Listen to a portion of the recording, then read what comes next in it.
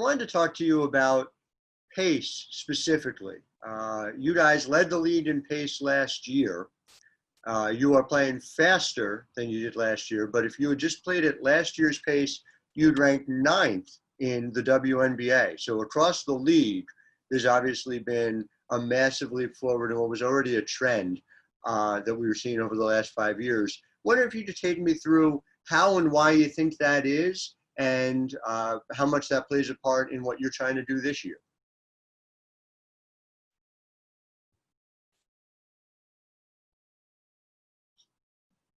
Oh, I'm not hearing anything.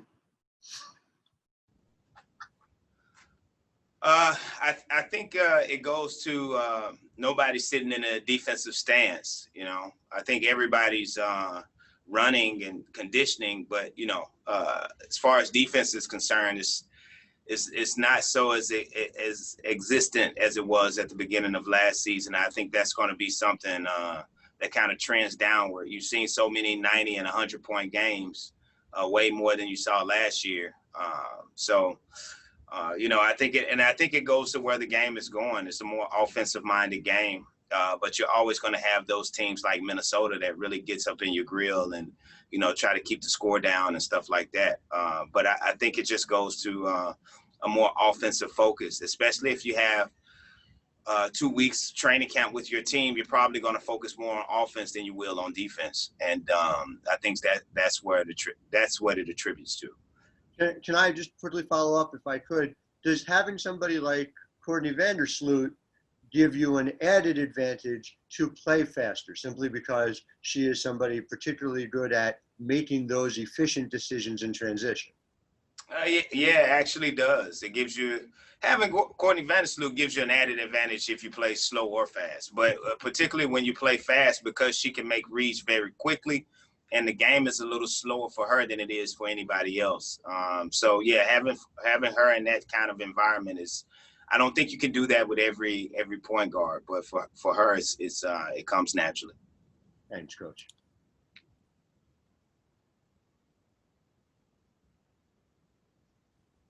Michelle Vopel. Hey, good morning, Coach Wade. I know, so Sydney Colson has had a chance to be in practice. I know you said the other day just how much you were looking forward to having her. Do you feel like she'll be able to play in your next game? And also, if you could just give us the latest on Colson, and then I have one other question after that, please. So Sydney will be able to play tomorrow. Sydney will be able to play tomorrow. She's healthy.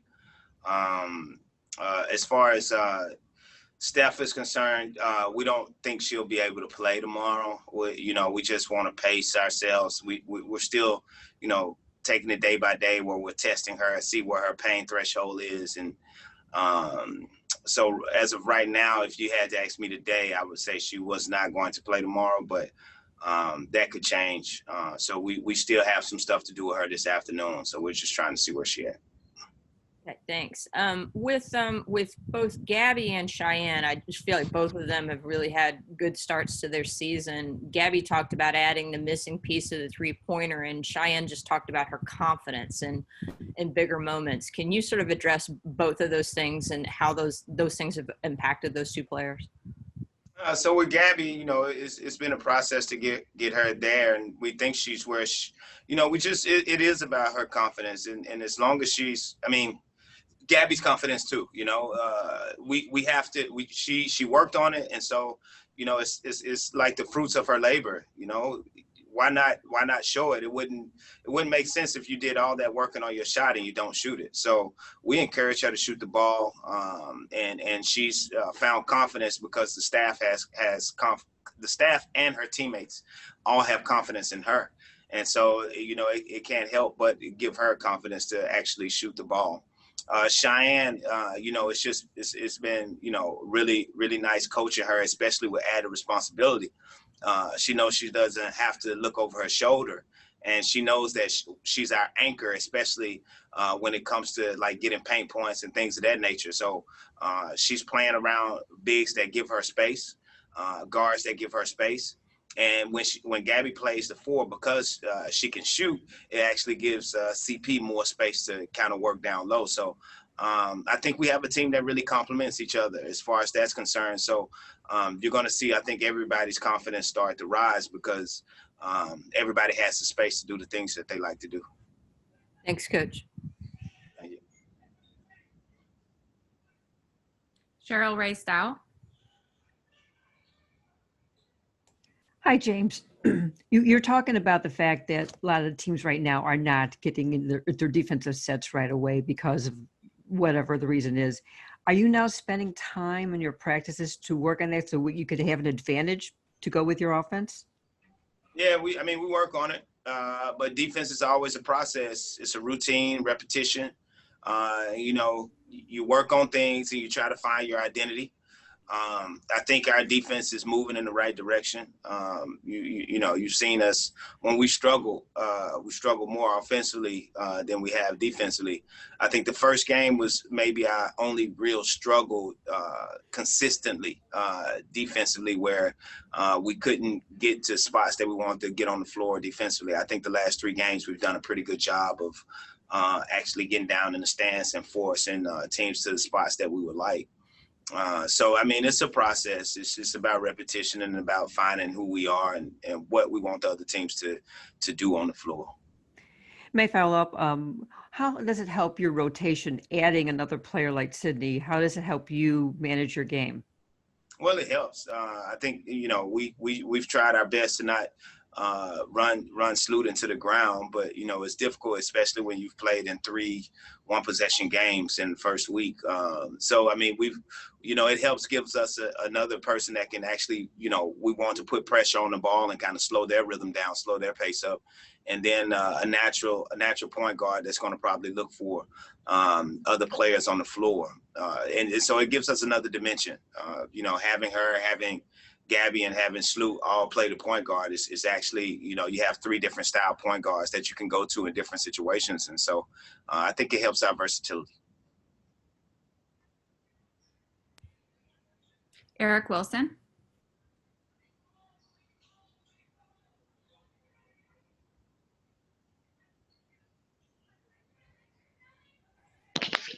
Coach, good morning. So just wanted to talk to you a little bit about what you've experienced so far with Ka Cooper.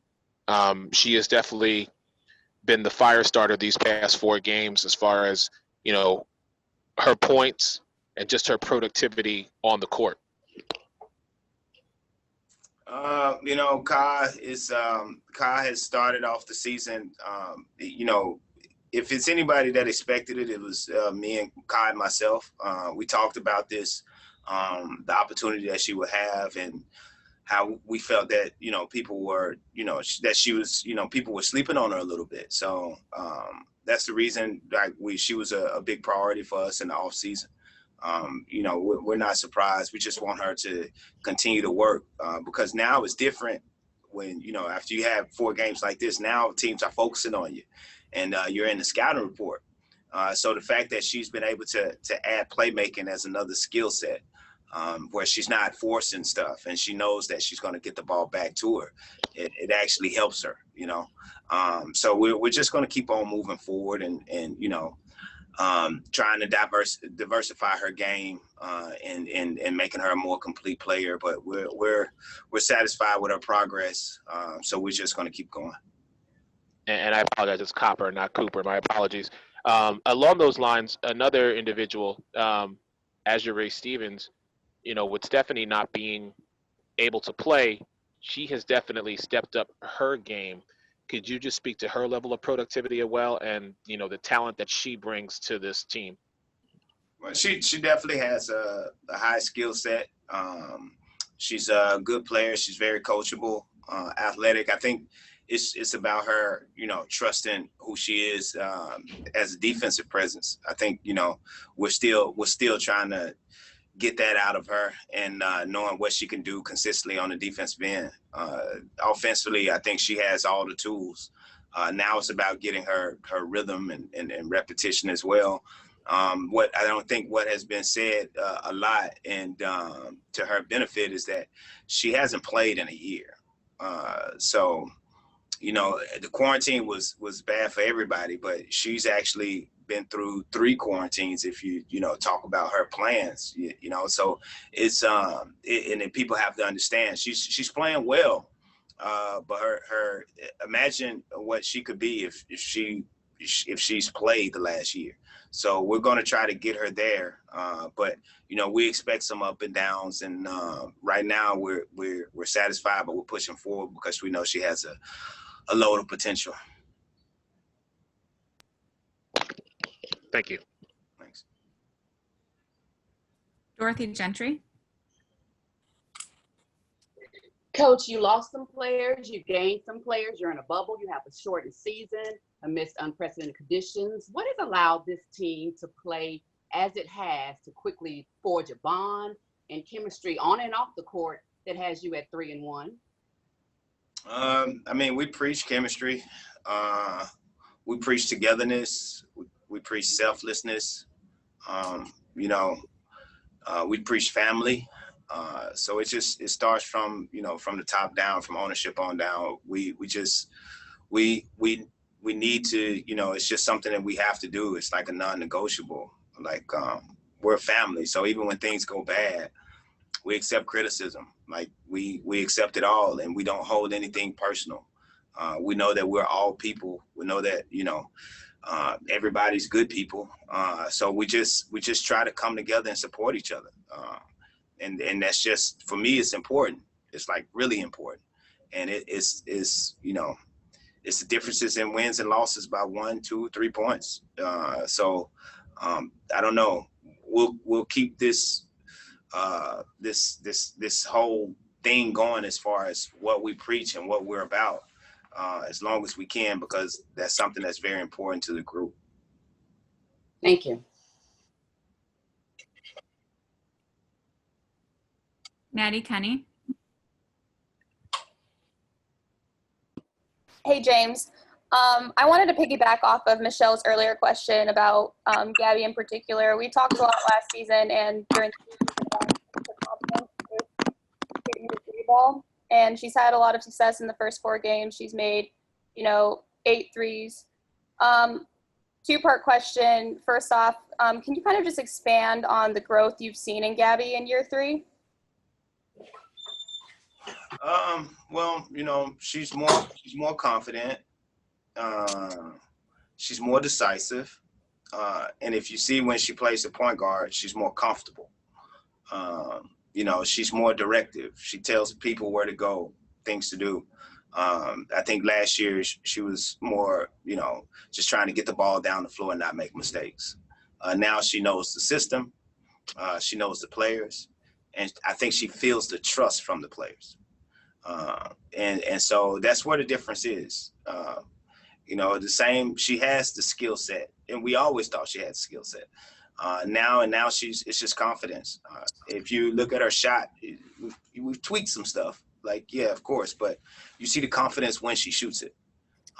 And to come back from a bad shooting game and the next game go 4 for 5 and it still take 5 3-pointers. Last year, I don't know if she would have done that. Last year, I think if she would have missed 6 threes in a game, she probably wouldn't have shot one the next game. So she came back and took 5. And that just goes to her confidence and her work ethic. And it goes to her teammates' trust and belief in her. Mm-hmm. And then my second part of the question, how does her being more comfortable and consistent on the perimeter really add another dimension to not only her game, but to the offense? It just gives us a spread floor. It helps us play the pace. It gives Sloot driving lanes. It gives Diamond and Kai driving lanes, and it also gives Cheyenne a paint to herself. So it helps. It gives space. It just adds everything to us, and to go along with all the other things that she does well, it just gives us another player that teams have to plan for. Thank you. Hi, Sid. Thank you for joining us for your first. You've made it. Media available. Yeah. Hi. Here. This Kelly, right? Yeah, that's Kelly. Yeah. Oh, We'll start with Maddie Kenny of the Chicago Sun-Times. okay. Hey, Sid. So how does it feel to be in the bubble, out of your hotel room, not looking out your window at all of your teammates having fun without you? Glory. It feels glorious. I just wanted to step outside, get some fresh air. I couldn't open the window. All I could do was watch my teammates enjoy themselves and laugh, and I didn't know what they were laughing about. How do you think the? Oh, sorry, I didn't mean to cut you off. No, that's okay. How do you think like your first practice went, and do you think it's going to take some time for you to get full on game ready? Yeah, I think the first practice went well. We were scripting plays. We did some 5-on-5 stuff and got up and down. So it was good to be running. I hadn't been on a court in months, just because I've been quarantining at home, and we had a stay-at-home order in Houston, and I got sick. Then I came here, had to quarantine a little longer. So it's been a minute since I've been on a basketball court. So it was good to run up and down again and shoot. And then one quick final question. Can you kind of talk about your bout with COVID and what you experienced and maybe what message you have for other people, because we're still in the midst of a pandemic? Yeah, I mean, my situation was unexpected for me just because I don't do a lot. I go to the grocery store. Really, that was like most of what I was doing. So I was really shocked when I got sick, and I wore my mask. I would wear gloves when I went places. So yeah, that month or like 2.5 weeks, it was pretty tough. But I'm just hoping that people are taking it seriously and understanding that you should be wearing a mask. Don't go out if you don't absolutely have to. If it's not a necessity, stay home, and just be protective of other people. Don't just do things with selfish intentions. The more we care about other people, the faster we can have some new kind of normal. Thank you. You're welcome. Thank you. Carol raced out from WBEZ. Welcome back, Sid. Thank you. What's it going to be like for you to get your conditioning up, because you haven't been able to do, but what have you been able to do, like in your hotel room, try to get yourself up to speed? Well, they brought me a bike in there, so I was doing some conditioning, and I wear this heart monitor so they can keep up with everything and see how I'm doing, how my cardio is going. But when I was back home, I got cleared probably 2 weeks before I got clearance to come to Florida. So I've been running outside and doing some cardio on the treadmill there. So I've probably had like 2.5 weeks of running. We've just been trying to increase what I can do. So hopefully we'll see, tomorrow when I get in the game, how I feel. Sometimes when a player is not playing because of an injury or illness like you could watch and observe. What have you observed about the sky that you now can implement when you are on court? Just even other years when I've seen them, I love the camaraderie of this team. I love the selflessness. They share the ball. They like to run. We like to run. Yeah, there's just a chemistry there. It's not forced. You can tell it's real. Like, we like each other on and off the court, and that kind of chemistry translates. So yeah, I think that the more games we keep playing together, the better we'll gel, and the better the final product will look. Thank you. You're welcome. Thank you. Michelle Vopel from ESPN. Michelle. Hey, Sid. So great to see you back. You I too. know everybody's excited about that. I know, having talked to you about the difficulty that you were going through in terms of nausea and stuff, you lost a lot of weight. How much total, you don't have a lot of weight to lose. How much total did you lose, and are you close? Are you back to your regular weight? And then also, I'll now ask you one other question after that. Well, I think I felt like I lost a lot more than what it said when I got to the doctor's office. I mean, I think it was somewhere around 5 pounds when I got there, but I think because I hadn't been able to eat, and I hadn't been able to lift or work out just because the nausea was stopping me from standing up for long periods of time, I just felt really weak, and I thought I looked it too. But I guess it wasn't that much. So I'm getting back into eating a lot more because I still can't taste. So I've just been like scarfing food down and trying to gain some weight. Yeah, so that's still an issue with not getting. What about the smell? Is your smell back yet, or are you still? No, neither one. So I was telling my teammates, like, if I stink or anything, just like pull me to the side respectfully. Don't embarrass me. What about, James was talking about earlier about how good it is to add your skill set in there, with Courtney. Can you just talk about, working with her and just how that helps the Sky to add your skill set in at point guard? Oh man, I love Sloot's game, and we're both like pass first traditional point guards. Like we prefer, the pass over scoring ourselves. But we'll score, like when we need to. So I think that we'll balance each other out in a good way. I don't think that there will be drop off when she comes out off the court and needs to rest, and I'll still push the pace like she does, get everybody involved. So it'll be fun, and maybe we'll even be on the court sometime together. Who knows? Awesome. Thank you. Thank you, Michelle. Eric Wilson. Hey, Sid. Bye. Glad to see you. I'm Glad really to excited to see. Thank you. You're welcome. So can you just speak about you personally? Because I did ask Cheyenne this. I said, how long do you think it's going to take for you? Do you feel like to where you're back on the court and you're back in that Sid rhythm with the team? I don't know. It'll be different because this is a new team. I haven't played with any of these girls before.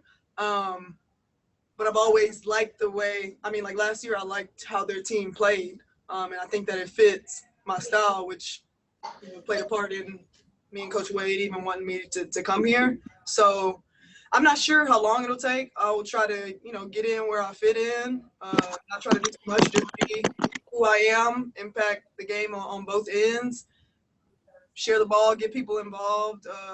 If I'm not in the game, bring energy for other people. And I don't know. I feel like that kind of mindset will help me get into a rhythm pretty soon. And along that lines of energy, I have to ask, who do you think is the more vocal person, or who is going to be the more vocal person, you or Cheyenne, when it comes to just keeping that team energized? Good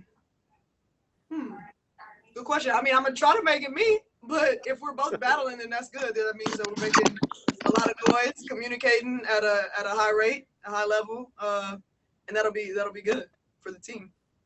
Awesome. Thank you so much, and welcome back. Thank you.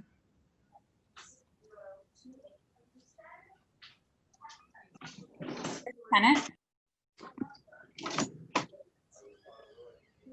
Hi, Sid. Good to have you here. Hi. Thank you, Chris. I know that both, I think Michelle and Maddie talked about the effects that you've been feeling from COVID, and I know that it's still kind of foreign for a lot of us who haven't been directly impacted by it. And you said that you're still not able to taste or smell. Right. Yeah, I still haven't. There were moments where there was one day when I smelled like some soap when I was showering, and one day where I tasted some salt or some seasoning when I was eating, but then it left me again. So how is that, if at all, is that kind of losing those senses? Do you feel like that's impacted your game or kind of thrown some things off for you? No, I actually think it's helping me some, because I don't really care what I'm eating necessarily. It doesn't matter how it tastes. I'm just trying to put weight back on. So I'm just eating food, not for enjoyment or taste, just eating food. And Coach Wade talked about the team's mentalities. Like we said, we're a family, we preach selflessness, and you mentioned that as well, that impacts your game. Could you talk about the conversation that you and he had over the off season when he talked to you about coming to the team, and how his philosophy fit in with yours? Yeah, I think just because Coach Wade knows the kind of player and person that I am. He coached me for several years in San Antonio. He brought me in toward the end of the season 2 years ago in Minnesota. And, we've maintained a relationship, and I think that he knows I'm a selfless player. Like I don't care about getting shine. Like none of that matters to me. But he he realizes that I can have an impact on the offensive end too. And a lot of teams don't. Like I'm seen as a defensive point guard, so that's like my MO in the league. But I think he understands that there's more to my game that can be exploited. So yeah, it was a good conversation, and he thought that I would fit in well with the team. Thank you, Sid. Again, good to have you here. Thank you, Chris.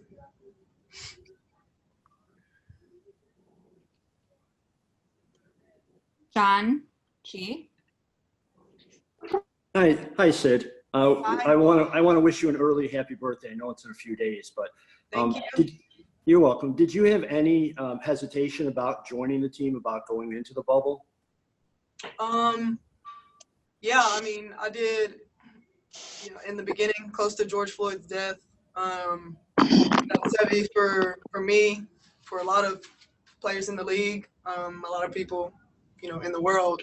But then I kind of got over that, or found a way to see what good could come from it if I did come into the bubble.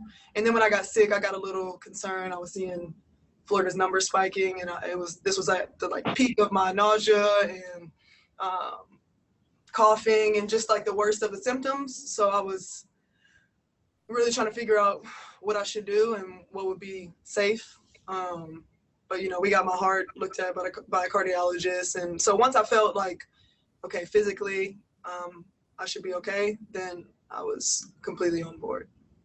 Thank you. Thank you.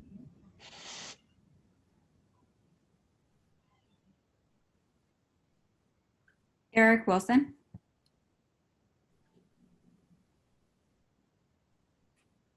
So, Sid, I've asked all the ladies, so I'm going to ask you, when you finally made your way into the bubble, what was that one thing you had to bring with you that you could not leave home without?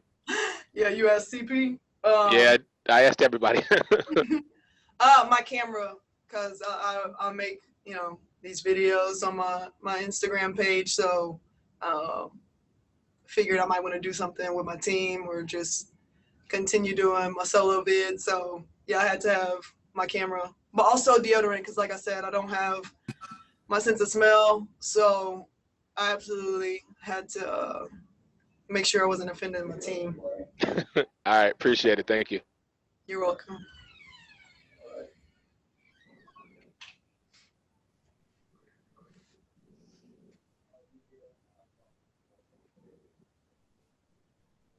Two more questions. Chris Pennant. So talk to Cheyenne about rivalries, and Stephanie as well on Media Day said that basically have alluded to kind of the fact that teams have some things to say about the Sky, or it feels somewhat slighted in that respect. And I know this is your first time with the team, but not your first time with Coach Wade. How have you felt that in your time with the team? And how does that fuel you personally, and how do you see it fueling your teammates as they quest for a championship this year? You're saying Steph said that they feel slighted? Yeah, they've had the rivalry with the Aces dating back to last year, kind of the regional thing with Minnesota, and then the games against the Mystics as well. I don't know. For me, I've always just been I play with a chip on my shoulder always, and I feel like a lot of players on this team are like that. You feel like either individually or as a team, I have something to prove. I'm gonna go out and play hard on both ends the whole game, or the whole time that I'm in. And yeah, I think a lot of people weren't really talking about Chicago before the season was starting. So yeah, I mean, and a lot of times you need to pull from external places sometimes and find a reason to be fueled to go off. So, I think that that kind of mindset will help us. Thank you, Sid. You're welcome.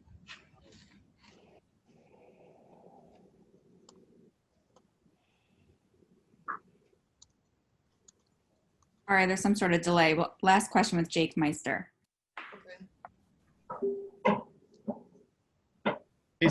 Now that you're actually down in Bradenton, what does it mean for you to just be on the League Social Justice Council, be around, of course, the rest of the league? Say the last part. What does it mean to be a part of the Yeah, just being around the rest of the council and actually like being in person, what does it mean for you? Oh, I'm still as excited as I was about it when I was at home. We have something else going on today. There'll be a screening of Sandra Bland, and her sister is going to do a Q&A after. So, yeah, like I said, that fueled me to want to even come into the bubble because I knew that the WNBA and the Players Association would be giving us an opportunity to make our voices be heard, to let us speak on the issues that affect us and affect our intersectionality. And so it's been big. I can't wait to actually meet the council and be around the rest of the league. I think that people will enjoy and learn from a lot of the things that we'll present to everyone. So it's an awesome opportunity, and I hope that people will help us amplify our message and that people feel like they are gaining something from it, and then that they take action and change things in their lives and in the lives of their family and friends. And internally with Sky Takes Action, what does that like, additional platform mean to you, just being on this team now and being around the rest of the players? Well, I haven't gotten a chance to actually be in Chicago and be in the community. So I'm glad that we're able to do something, before I'm even able to meet people there to impact different areas in Chicago, to impact grassroots organizations and organizations that maybe don't get the funding, that don't get the attention, because so many of the places that we're going to give money to will continue doing the work well after the WNBA season is over, and they'll continue to do the work probably even past when we are basketball players. So it'll feel good to feel like you are helping somebody else make a difference. Appreciate it. Thank you. You're welcome, Jake. Thanks, Sid. Thank you so much. Thank you, Kelly. Talk to you later, Kelly. Bye. Bye. Bye.